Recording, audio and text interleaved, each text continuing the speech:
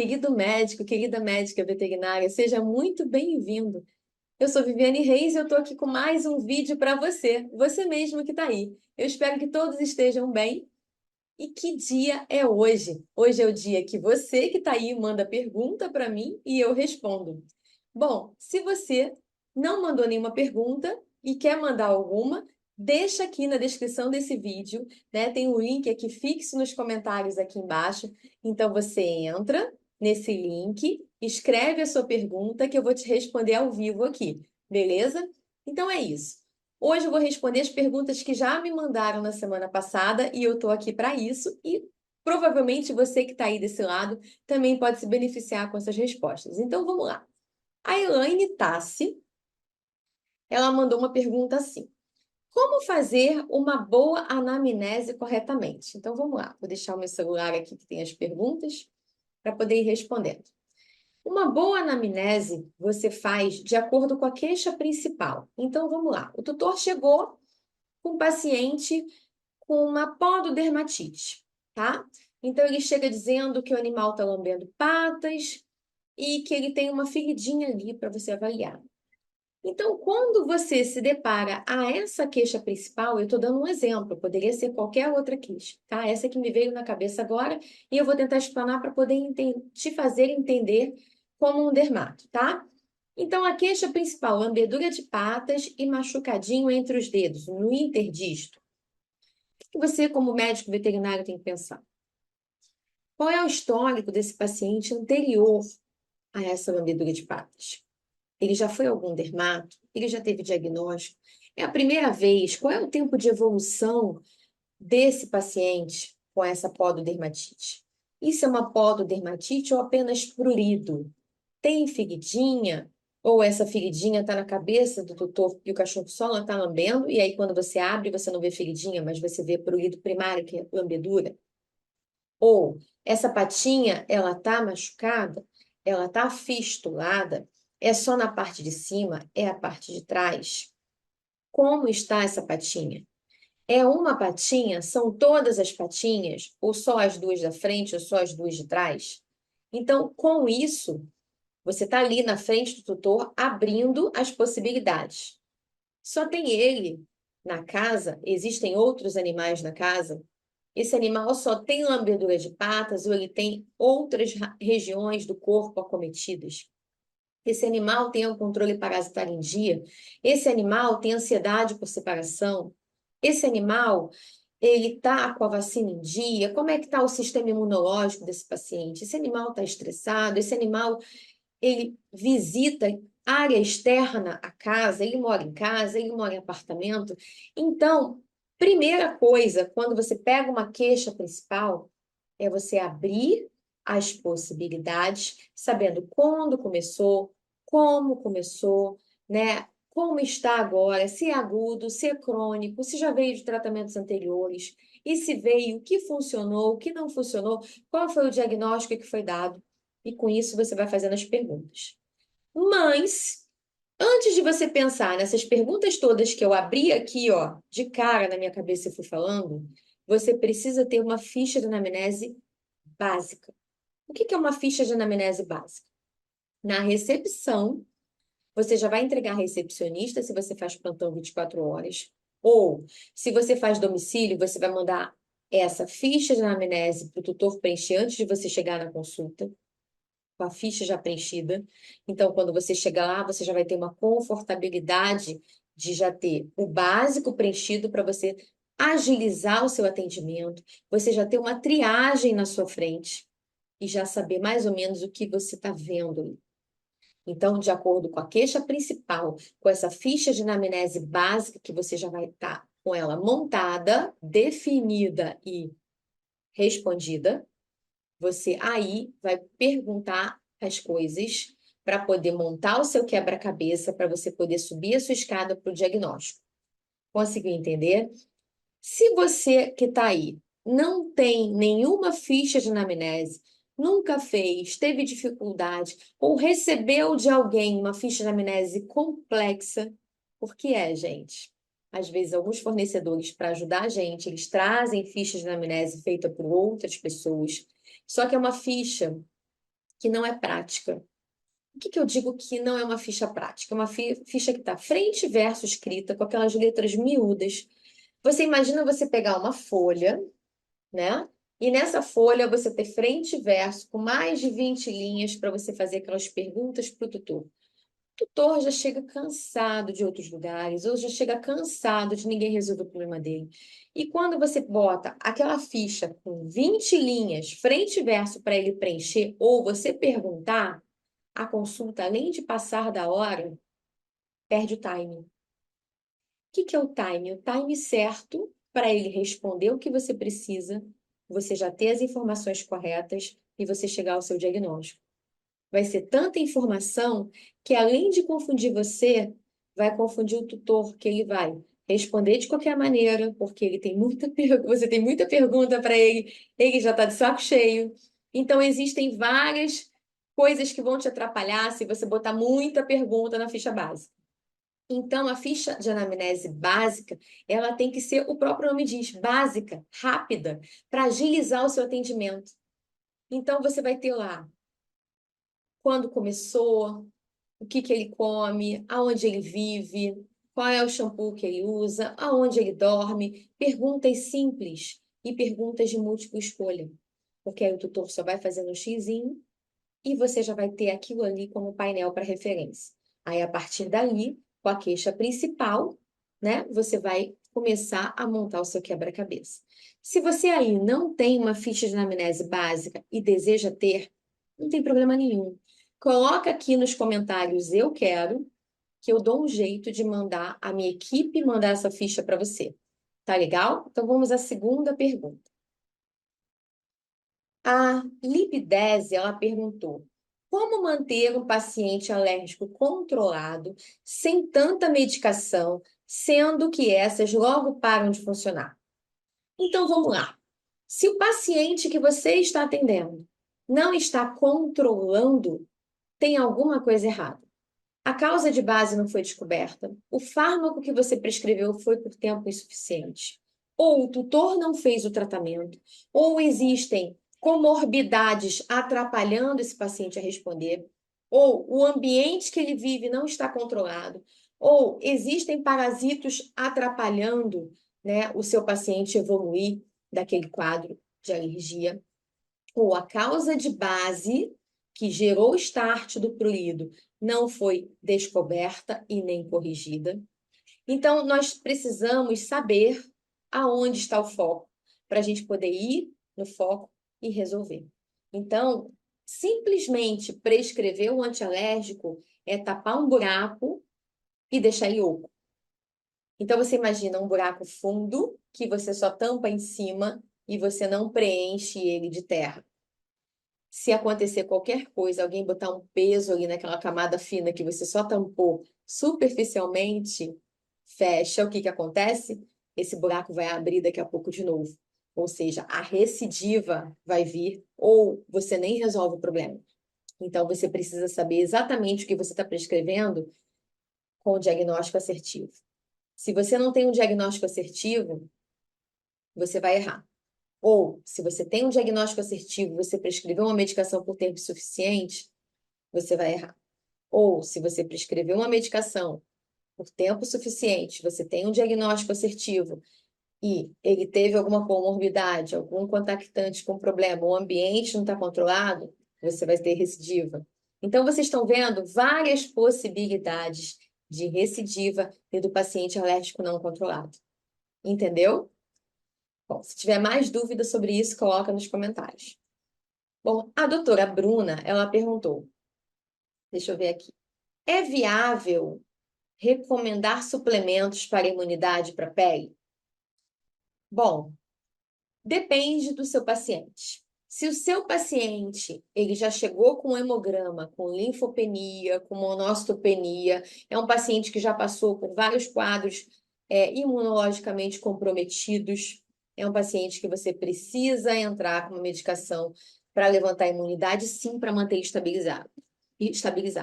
Se é um paciente que vive tendo dermatite imunomediata, você precisa, sim, levantar a imunidade desse paciente, acompanhar com exames hematológicos, sorológicos, para ver como é que está o estado geral desse paciente. Se é um paciente oncológico, idem. Se é um paciente com pancreatite, com gastroentérico afetado, idem. Se é um paciente com qualquer desordem sistêmica, paciente renal, paciente hepático, você precisa acompanhar esse paciente, você precisa, às vezes, suplementar de acordo com a patologia que ele apresentar para você. Então, há casos e casos. Em pacientes atópicos, eu costumo prescrever repositor de barreira epidérmica, beta-glucanas, e tem alguns macetezinhos que eu passo para os meus alunos, tanto no treinamento do mini dermato turbo, quanto na minha pós-graduação. Então, isso tudo vai depender do paciente, do que ele traz para você e do que você precisa para manter ele bem, controlado e saudável, tá? Então, não é errado suplementar, mas se ele precisar ser suplementado, tá? Então, vamos lá. A doutora Camila, ela perguntou, como saber a origem do prurido no meu paciente? Bom, se o prurido é primário, esse paciente provavelmente pode ser atópico. Se o prurido é secundário, essa alergia ela pode ser adquirida. E aí nós temos que ver em que situação é o prurido. Como saber a origem da coceira? Mais uma vez, histórico alinhado à anamnese. O histórico, o animal está coçando sem parar. Vamos tentar descobrir por quê? Então, nós vamos lá, vamos perguntar onde esse paciente vive, qual a idade desse animal, como é que ele veio, se ele já veio com algum problema além do dermatológico concomitante, ou se ele já teve desde novinho um monte de problema, ou se ele já teve desde novinho alergias que vão e voltam, né? Piodermite recidivante, foliculite recidivante. Qual foi o histórico desse paciente antes de chegar a você?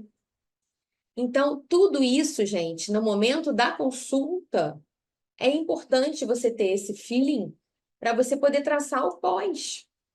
Porque você não tem como manter o paciente controlado se você não souber, na hora, no momento da consulta, o que você vai perguntar, o que você vai alinhar para você chegar ao seu diagnóstico.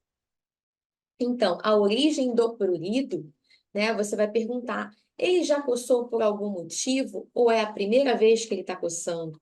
Isso aconteceu quando? Qual foi o start disso? Você lembra se foi depois que ele comeu alguma coisa? Você lembra se foi algum fármaco que você ministrou? Você lembra se foi após ele ter ido à rua?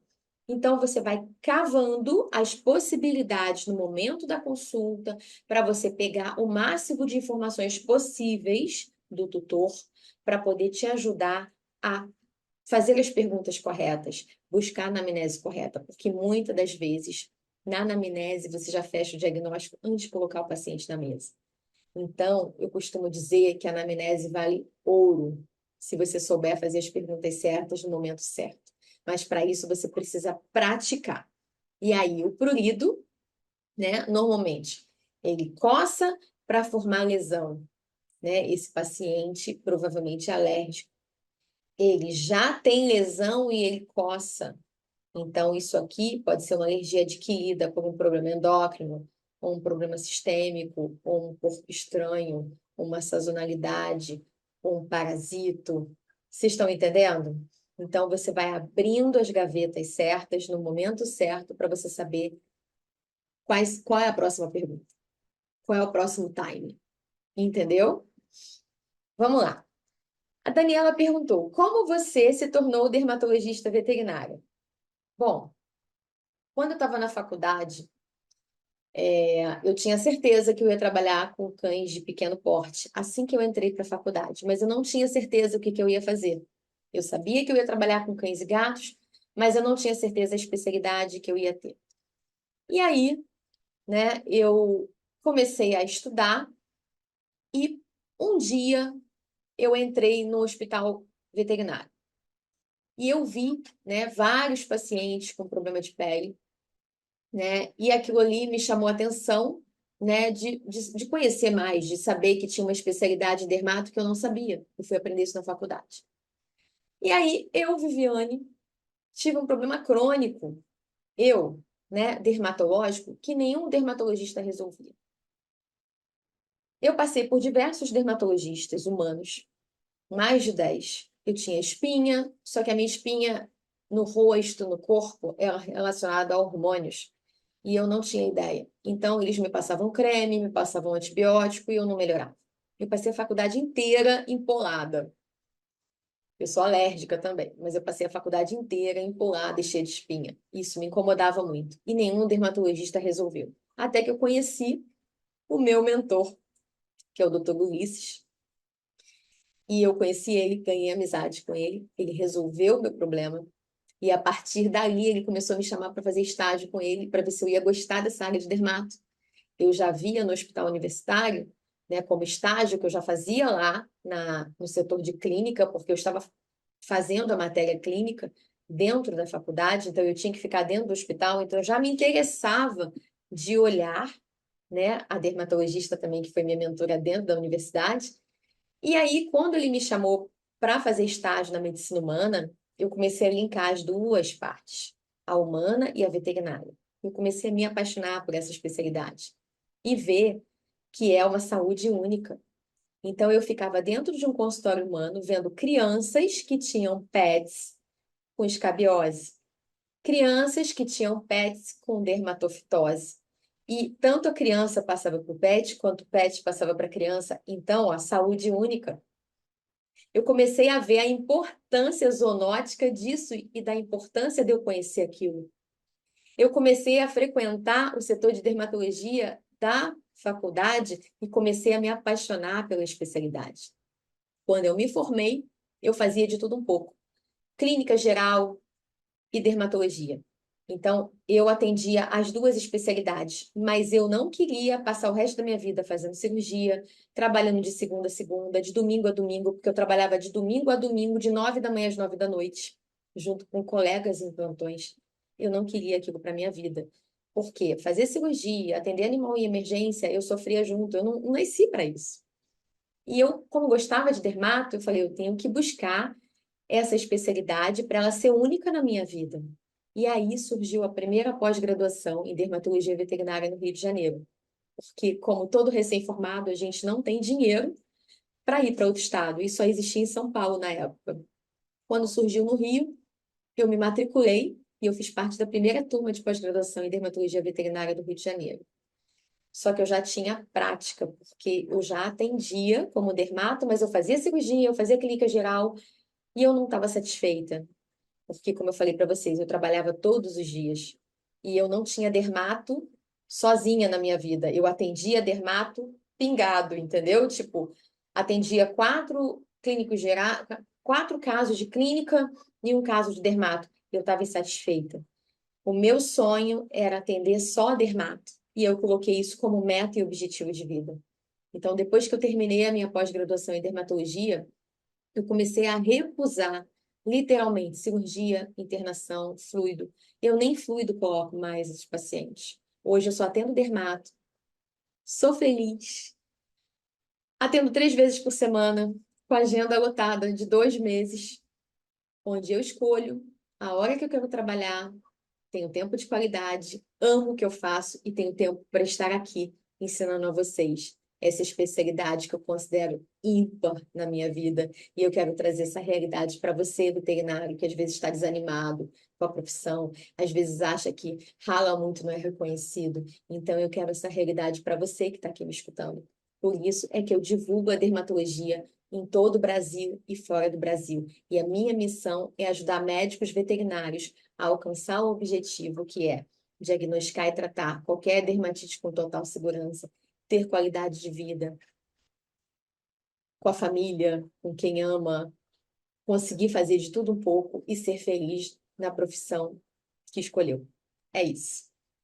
Vamos lá. Como ter segurança na hora de.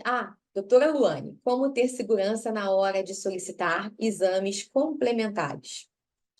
Vamos lá. Quando você pensa em exames, quando você atende um caso dermatológico, você vai pedir exames dermatológicos. Só que, às vezes, você precisa de exames complementares. A segurança, Luane, e você que está aí do outro lado, ela vem por conhecimento. Então, quando você sabe o que você está fazendo, Você colheu todas as informações daquele paciente. Vou te dar um exemplo aqui. Se você pega um paciente que ele é hepatopata, é um paciente que tem gastroenterico afetado e hepatopata. Ele tem ultrassonografia que desfavorece ele. Ele tem gastroentérico afetado. É um paciente que você vai ter que priorizar tratamento tópico. E esse paciente, às vezes, você vai pedir exames antes de você começar a terapia com esse paciente para você saber como ele se encontra hoje. Não adianta você prescrever a melhor medicação para ele e ele não conseguir fazer, porque ele vai vomitar, ele vai ser internado, etc, etc. Então, você tem que examinar o paciente como um todo, por isso que eu digo triângulo, né? Na base do triângulo, clínica geral e dermatologia andam juntas, ligadas. Então, um bom clínico geral, ele tem que entender dermato. E as outras especialidades estão aqui em cima. Então, lá em cima está o endócrino, o neuro, o oftalmo, o ortopedista, que também precisa entender clínica e dermato. Então, todo mundo que forma na faculdade forma como clínico geral, e se souber dermato, ele está com a base da pirâmide completa. Depois, o que vier é lucro. Você está entendendo? Então, é importante para você ter segurança, você adquirir conhecimento. Você conhecendo o seu paciente, conhecendo o que ele tem, você sabendo as dermatopatias que podem chegar para você, definindo por faixa etária, definindo por comorbidades, definindo o seu paciente como um todo, quando está na mesa, pelo que você pegou na queixa principal, pelo que você perguntou, você vai ter segurança se você, naquele primeiro momento, vai precisar de uma avaliação hepática, amilase lipase, hemograma, para você começar o tratamento com aquele paciente. Se ele já tiver essas informações na pasta de receitas, beleza. Você já vai analisar, ver quanto tempo ele fez aqueles exames e ver se já dá para começar o tratamento de pele. Se ele tiver descompensado, você vai fazer tratamento tópico, vai continuar corrigindo as comorbidades, as desordens sistêmicas, alinhando com o tratamento tópico, até você, num determinado momento, poder repetir aqueles exames, estabilizar o seu paciente na fase clínica geral, para você partir para dermato íntegra e você resolver o caso e controlar aquele caso. Então, tudo vai depender do conhecimento que você aí tem em relação ao seu paciente, o conhecimento que você tem em clínica geral e em dermatologia para te ajudar a ter segurança nos seus atendimentos. Bom, vamos lá.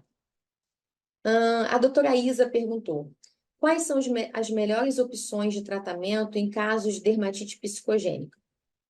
Bom, Isa, dermatite psicogênica, o próprio nome já diz, psíquico. Esse animal está sofrendo ansiedade por separação, uma dermatite compulsória, alguma coisa e está virando a chave, virando esse gatilho para esse paciente lamber compulsivamente uma parte do membro, uma parte do corpo. Se você não descobrir a causa, não adianta você dar ansiotrópicos, ansiolíticos para o paciente, porque você vai estar acalmando o paciente e fazendo ele ficar psicodependente. Então, é o paciente que vai ficar à base de medicação. Se a medicação daqui a pouco não fizer efeito, você vai ter que trocar a medicação, e é um paciente que está se mutilando.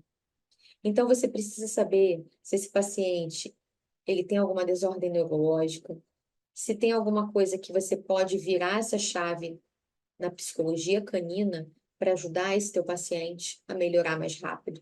Se você pode usar o que você já conhece de comportamento animal para ajudar o tutor e esse paciente a ter uma qualidade de vida e desencadear a desconstrução do que foi construído como compulsão, irritabilidade e psicogenia nesse paciente. Então, eu vou te dar um exemplo que aconteceu comigo. Eu fui atender um bulldog francês, e esse bulldog francês, ele morava num apartamento e ele tinha medo de pegar elevador e medo de ir para a garagem. Ele tinha convulsão e tomava Gardenal.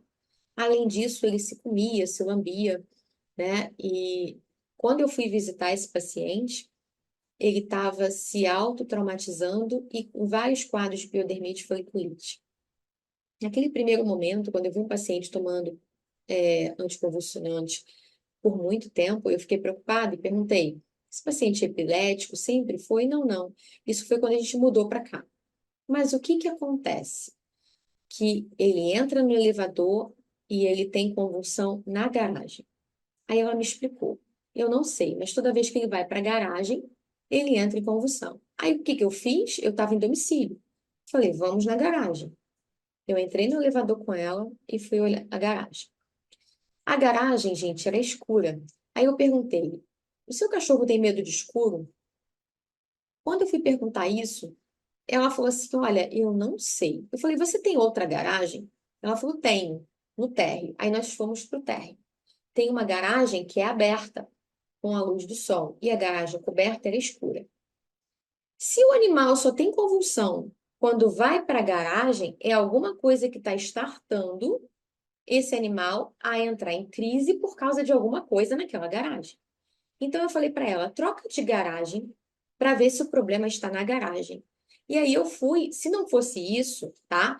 Eu ia buscando outras possibilidades, porque você imagina um paciente tomar Gardenal para o resto da vida por causa de um elevador e de uma garagem.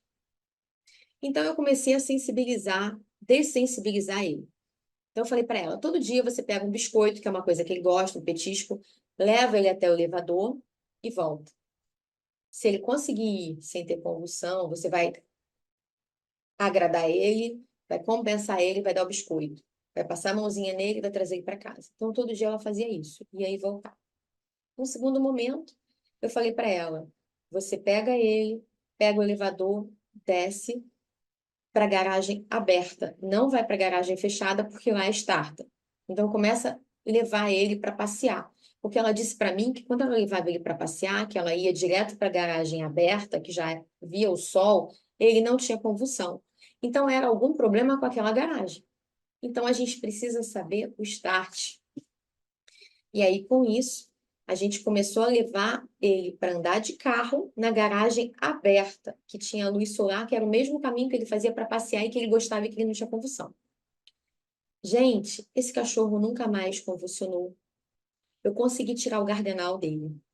Então, esse foi um caso isolado de comportamento animal, onde eu consegui virar essa chave.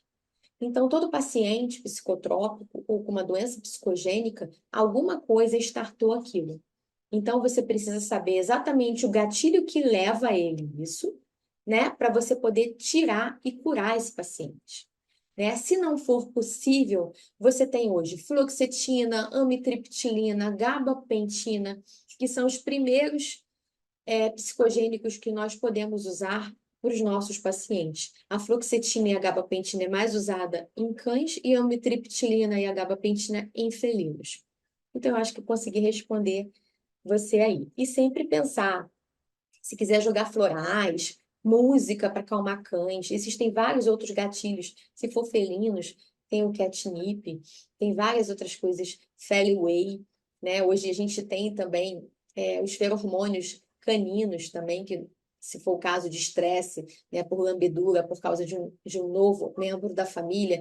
Então, é buscar a causa, com a anamnese detalhada, sabendo que os ansiotrópicos, eles vão ajudar, vão, mas naquele momento do start que você não descobriu a causa ainda. Depois que você descobrir a causa, você vai fazer um desmame lento e vai tentando introduzir um enriquecimento ambiental, uma outra virada de chave na vida do paciente para melhorar ele. Bom, vamos lá. Deixa eu beber uma água aqui. A doutora Cristiane, ela perguntou: qual o melhor começo para ser uma dermatologista veterinária? Bom, o melhor começo é você entrar num curso de pós-graduação. Se você aí não sabe, eu tenho a minha própria pós-graduação em dermatologia veterinária, eu tenho a primeira turma em andamento e a segunda turma está para abrir. Então, eu não sei em que momento você está assistindo esse vídeo, se a segunda turma já abriu, se eu já estou na terceira, mas independente do tempo que você está assistindo esse vídeo, eu quero te informar que eu tenho uma pós-graduação que eu fundei, onde eu ensino médicos veterinários de qualquer especialidade, dermatologia veterinária na veia. E essa pós-graduação é reconhecida pelo MEC e no final dela você ganha um certificado de especialista em dermatologia veterinária. Então, você querendo começar, né, como uma dermatologista, você precisa fazer uma pós-graduação e ganhar um certificado para você poder atender oficialmente como uma dermatóloga. E aí, a partir daí, você vai divulgar o seu trabalho, a sua prática, a sua experiência, as suas resoluções de caso, né? E a partir daí, você vai começar a ganhar nome no mercado de qual canto você estiver aí, do Brasil ou do mundo, tá bom? Bom, a doutora Catherine, ela perguntou: quais as principais sacadas que você entregaria para uma pessoa que está iniciando na dermato? Bom, se você está começando na dermato, você precisa conhecer o básico da dermato. Então, as sacadas na dermato é você conhecer exames dermatológicos básicos para diagnóstico, você saber fazer uma anamnese detalhada, com pensamento de dermato, mesmo sem ser especialista. Você pode entrar no domínio Dermato Turbo, onde eu ensino médicos veterinários e transformo eles em dermato, mesmo sem ter especialidade. Ou entrar na pós-graduação em dermatologia veterinária, que eu ministro também, ou em qualquer outra aí na rede social. Não precisa ser a minha, mas a que você se identifica, a que você acha que a pessoa que está ali do outro lado está te ensinando alguma coisa. Você tem que ficar à vontade para isso, né? Porque às vezes você pode me assistir e não se identificar com o que eu estou falando, não entender o que eu estou falando. E se você entende, se você acha que eu sou didática, você continua por aqui. Eu estou aqui para agregar valor na sua rotina e transformar você ao médico veterinário mais seguro e mais assertivo no seu diagnóstico. Bom, as sacadas são você buscar conhecimento na dermato, você saber fazer exames dermatológicos associados aos exames de acordo com a sua anamnese detalhada, você fechar um diagnóstico, você começar a fazer citologia na sua rotina, para você conseguir, em tempo real, já ter o diagnóstico do seu paciente, né? E com isso, você vai aprendendo com a prática e definindo a sua forma de trabalhar. Porque com a prática, com seus ensinamentos que você ganha através de treinamento, de cursos, de atualizações, mais a prática que você vai ter e você executando isso que eu estou falando para você, você vai ficar um profissional completo no mercado de trabalho. E é isso que eu quero para você. Bom, gente, é isso, pessoal. Muito obrigada por terem enviado essas perguntas. Eu quero que você que está aí desse lado, se tiver alguma dúvida, também coloque aqui nos comentários para mim, que eu vou responder no próximo vídeo para você e acabo respondendo para quem tiver a mesma dúvida, como todo mundo aqui que está assistindo. E é isso. O SOS Dermato, você pergunta e eu respondo. E eu estou aqui para te ajudar na sua rotina de atendimentos a diagnosticar e tratar qualquer dermatite com total segurança. Eu quero fazer um agradecimento especial por você ter chegado até aqui. Muito obrigada e até a próxima transmissão aqui. Tchau, tchau.